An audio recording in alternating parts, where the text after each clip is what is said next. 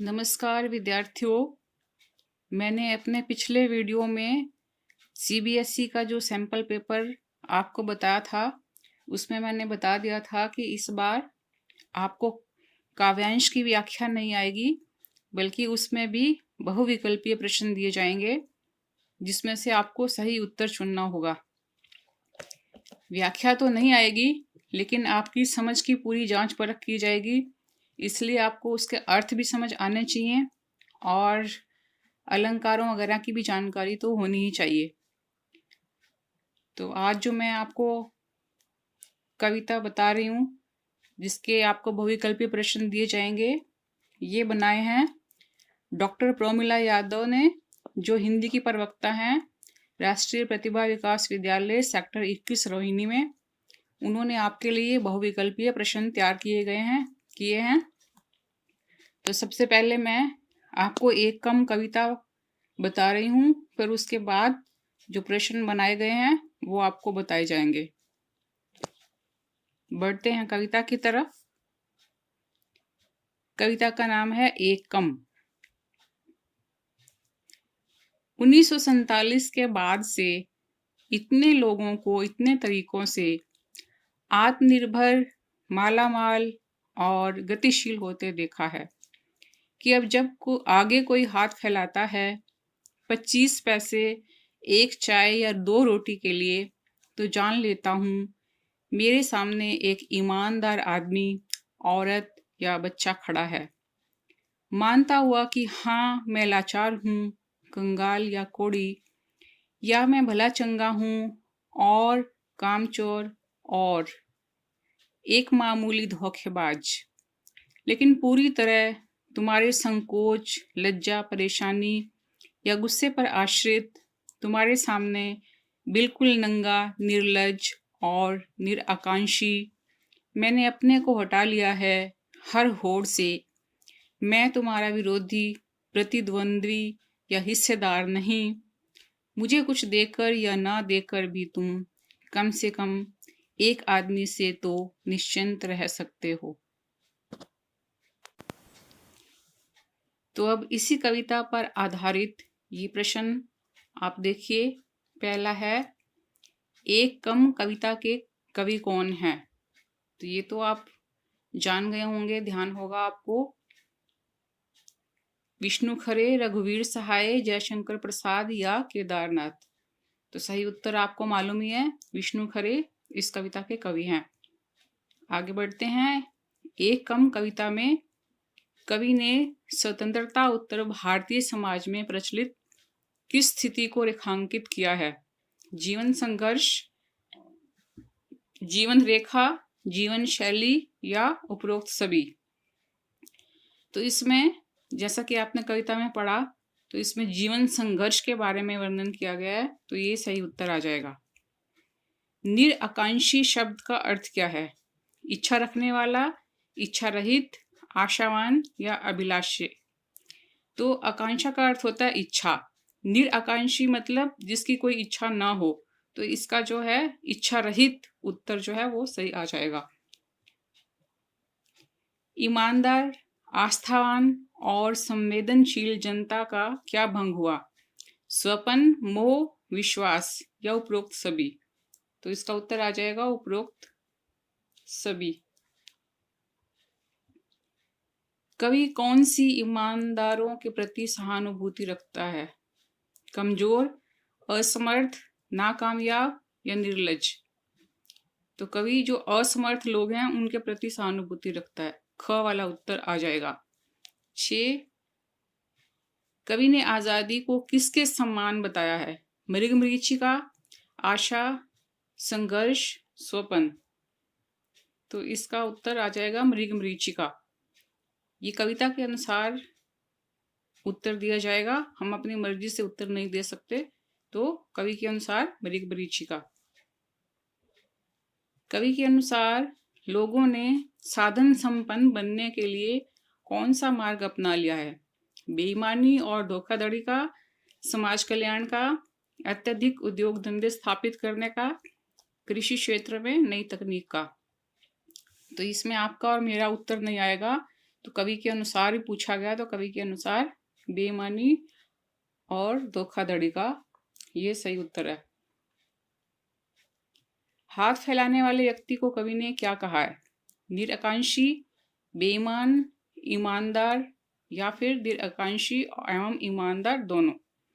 तो इसका उत्तर आ जाएगा घ, निराकांक्षी एवं ईमानदार दोनों। भीख मांगने वाले व्यक्ति को कवि ने ईमानदार क्यों कहा है? भीख मांगने वाले में अपनी कवि को स्वीकारने का भाव है, वह चोरी न करके भीख मांग रहा है, वह वास्तव में अत्यंत लाचार है, उपर्युक्त सभी। तो इसका उत्तर आ जाएगा उपर्युक्त सभी। वह चोरी नहीं कर रहा, भीख मांग रहा है और वो स्वीकार करता है कि वो भीख मांग रहा है। तो ये सारे जो भाव हैं वो कविता में हैं। कवि ने स्वयं को अलग कर लिया है किससे? स्वार्थी प्रतिस्पर्धा से, समाज से, परिवार से या सभी से? तो इसका उत्तर है स्वार्थी प्रतिस्पर्धा से। कवि कहता है ना कि मुझे किसी से कोई प्रतिस्पर्धा नहीं है, अगर कोई आगे बढ़ रहा है, अमीर हो रहा है, तो कवि ने उस स्पर्धा से खुद को अलग कर लिया है।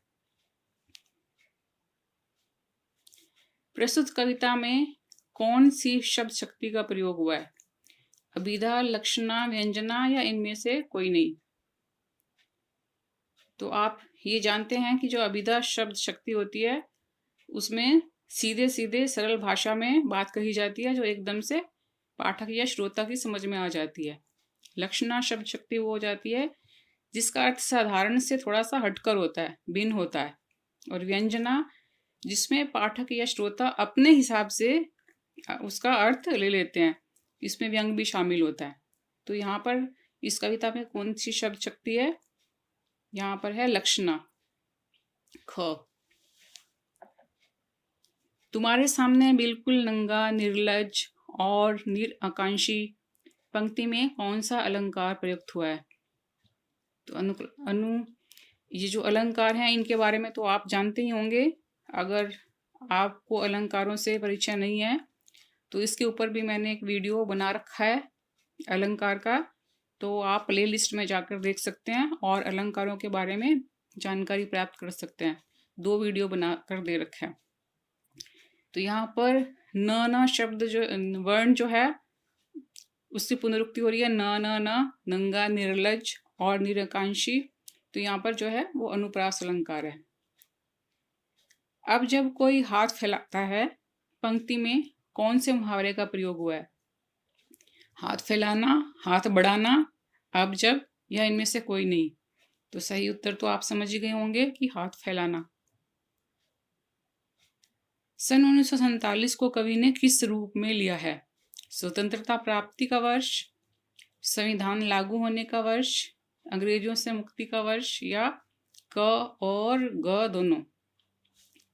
तो इसका उत्तर आ जाएगा घ वाला, का तथा ग दोनों, क्योंकि इस साल स्वतंत्रता प्राप्ति भी हुई थी और अंग्रेजों से मुक्ति भी मिली थी। संविधान तो बाद में लागू हुआ था, आप जानती हैं। आगे बढ़ते हैं। इतने तरीकों से कवि का क्या आशय है? झूठ, धोखाधड़ी, विभिन्न प्रकार के रास्ते, विभिन्न प्रकार की योजनाएं या इनमें से कोई नहीं? तो कवि का आशय यहाँ पर झूठ और धोखाधड़ी से है। अब इस वाले जो बहुविकल्पीय प्रश्न दे रखे हैं इसमें ज्यादातर उत्तर क का आए हैं, तो ऐसा मत समझना कि भाई ज्यादातर उत्तर क वाले होते हैं। तो ऐसा नहीं कि बिना पढ़े आप क पे उत्तर लगा देना, या कई बार ऐसा करते हैं विद्यार्थी। तो ऐसा बिल्कुल नहीं करना कि वो ऑप्शंस कई आगे पीछे भी हो सकते हैं, पेपर बनाने वाला कोई भी हो सकता है। ये सिर्फ आपके जानकारी के लिए है कि इस तरह के प्रश्न बनेंगे और आपको इस तरह से उत्तर देने होंगे इनमें से, इस तरह के बहुविकल्पीय प्रश्नों में से छांटकर। तो आशा है इसकी आपको अच्छे से समझ आ गई होगी। तो विष्णु खरे की ही दूसरी कविता है सत्य, हम उसकी तरफ बढ़ते हैं। सत्य कविता।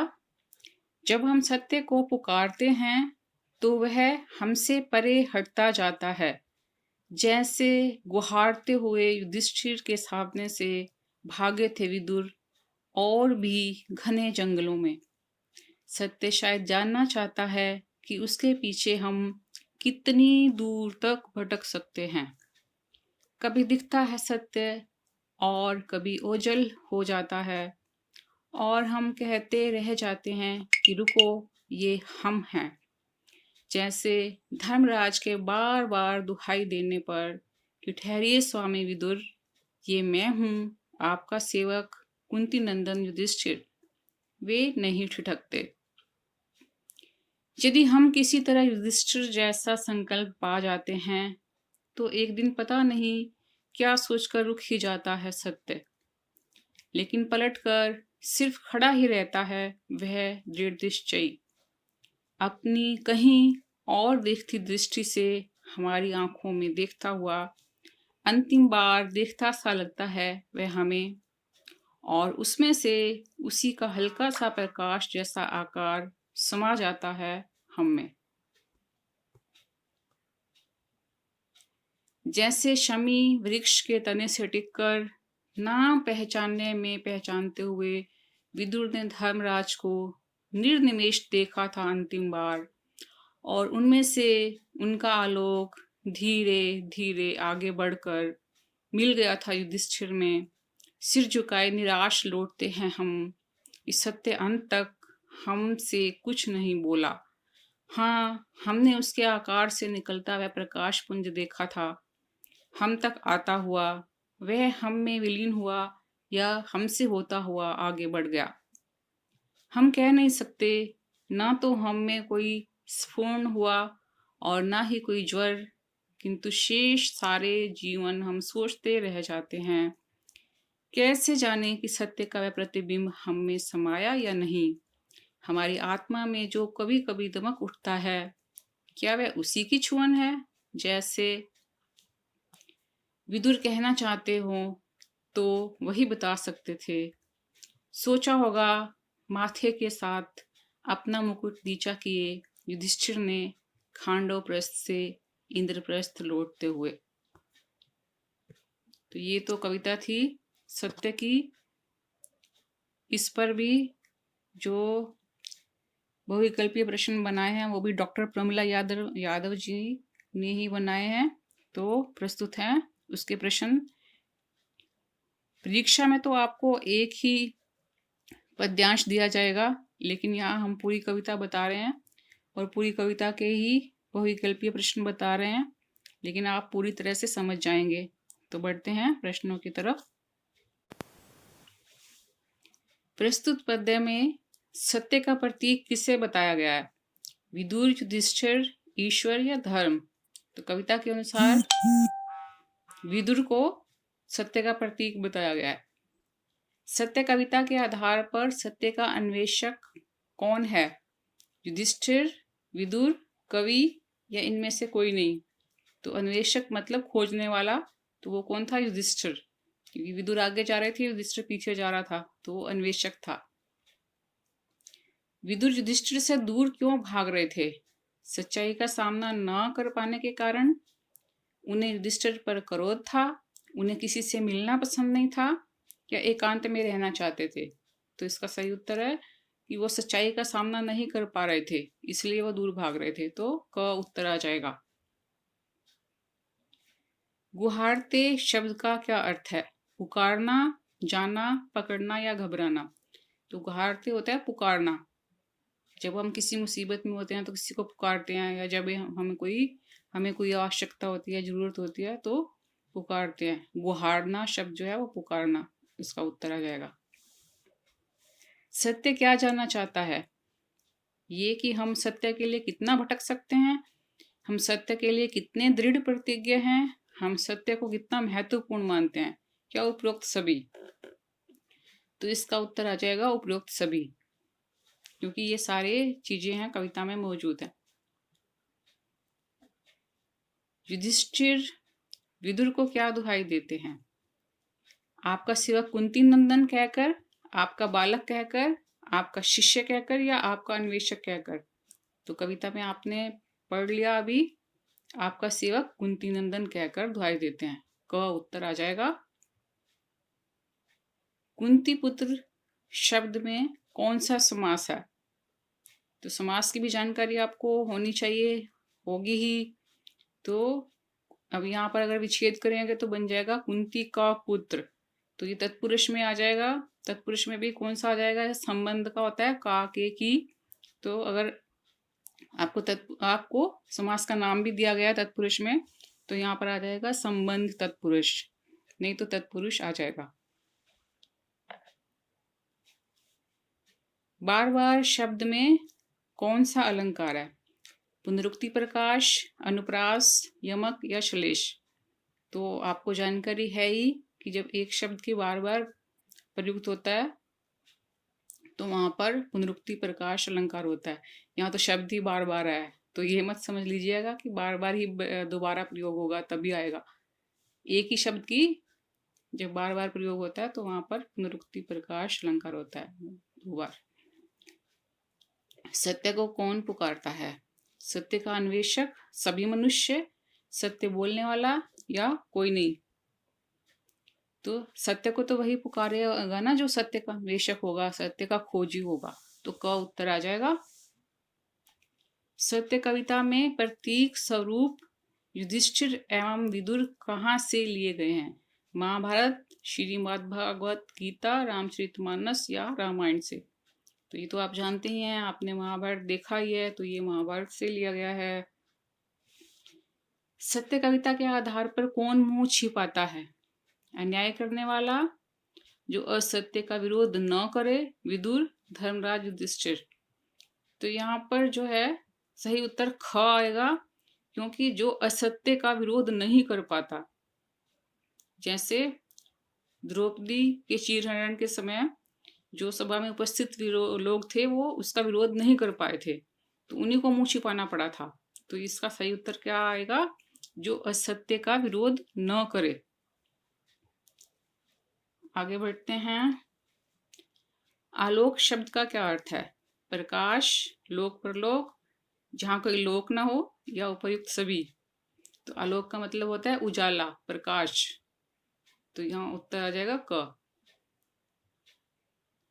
ओझल शब्द क्या है, तत्सम, तद्भव, देशज, विदेशी, तद्भव, तत्सम, देशज, विदेशी। तो सही उत्तर जो है वो आ जाएगा, ओझल जो है वो तद्भव।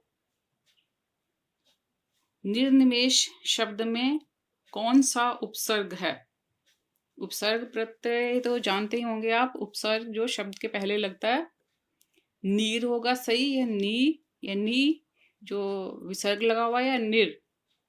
तो सही उत्तर जो है इसमें घ आ जाएगा, निर। प्रतिबिंब शब्द में उपसर्ग क्या है, यहाँ भी उपसर्ग ही पूछा है, तो ये प्रति जो है ये उपसर्ग है, क वाला। सत्य कविता कौन से युग की है, आदि, मध्य, भक्ति काल की या आधुनिक युग की। तो ये आधुनिक युग की कविता है। प्रस्तुत कविता में हम कौन हैं, जो झूठ बोलते हैं, जो सत्य को जानना चाहते हैं, वे लोग जो अशिक्षित हैं, या कवि।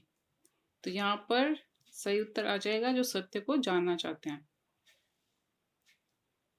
निम्न में कौन सा अलंकार पूरी कविता में व्याप्त है, उपमा, रूपक, दृष्टांत या मानवीकरण। तो ये जो दृष्टांत अलंकार है ये पूरी कविता में व्याप्त है। सत्य कविता में दमक उठना क्या है, रस, अलंकार, सर्वनाम या मुहावरा। तो ये तो आप समझ गए होंगे आसानी से, ये मुहावरा है। निम्नलिखित में से कौन सा वाक्य गलत है, सत्य हमारी निष्ठा की परीक्षा लेता है, सत्य पुकारने पर हमसे दूर चला जाता है, सत्य दृढ़ संकल्प देखकर रुक जाता है, सत्य हमारे साथ संवाद करता है। तो कविता के अनुसार जो पहले 3 है वो तो सही है, और जो घ है वो गलत है। वो संवाद नहीं करता, लेकिन दृढ़ संकल्प देखकर रुक भी जाता है, दूर भी चला जाता है, और हमारी परीक्षा भी लेता है। कवि के अनुसार सत्य की पहचान कैसे कर सकते हैं, पुस्तकें पढ़कर, आत्मा की अनुभूति के द्वारा, सत्य से बात करके, या ईश्वर की भक्ति द्वारा। तो कवि के अनुसार ख, आत्मा की अनुभूति के द्वारा ही हम सत्य की पहचान कर सकते हैं। धर्मराज शब्द किसके लिए प्रयुक्त हुआ है, ये तो आप जानते ही होंगे। धर्मराज युधिष्ठिर को कहा जाता है। युधिष्ठिर विदुर से क्या चाहते थे? जीवन का ज्ञान, कूटनीति सीखना, सत्य का ज्ञान या कुछ नहीं? ये तो कविता के शीर्षक से भी आपको समझ आ गया होगा कि सत्य, जो शीर्षक का नाम है सत्य, तो सत्य का ज्ञान चाहते थे। विदुर कौन थे? कौरवों के मंत्री, कौरवों के सेनापति, पांडवों के गुरु या इनमें से कोई नहीं? तो विदुर जो थे वो कौरवों के मंत्री थे, प्रधानमंत्री भी रहे उनके, कौरवों के। विष्णु खरे की कविताओं के संदर्भ में क्या सही है? मतलब ये जो कविताएं दे रखी हैं, इनके नाम दे रखे हैं, इनमें से कौन सी विष्णु खरे की हैं? सत्य और सरोज स्मृति, सत्य और एक कम, सत्य और देवसेना का गीत, ये सत्य और दिशा। तो ये तो आपने अभी अभी समझी हैं, पढ़ी हैं। तो जो ख वाला उत्तर है वो सही आ जाएगा, सत्य और एक कम। ये विष्णु खरे की कविताएं हैं। तो आशा करती हूँ कि आप ये बहुविकल्पीय प्रश्न अच्छी तरह से समझ गए होंगे और इसके अभ्यास का पूरा पूरा लाभ उठाएंगे। अलंकार के वीडियो 2 पहले दे चुकी हूँ, अगर आपको समझने हैं तो वहाँ से समझ सकते हैं और अपने दोस्तों मित्रों के साथ शेयर भी कर सकते हैं और चैनल को सब्सक्राइब करते रहें ताकि आपको आने वाले वीडियो की जानकारी मिलती रहे। तो मिलेंगे अगले वीडियो में। धन्यवाद, नमस्कार।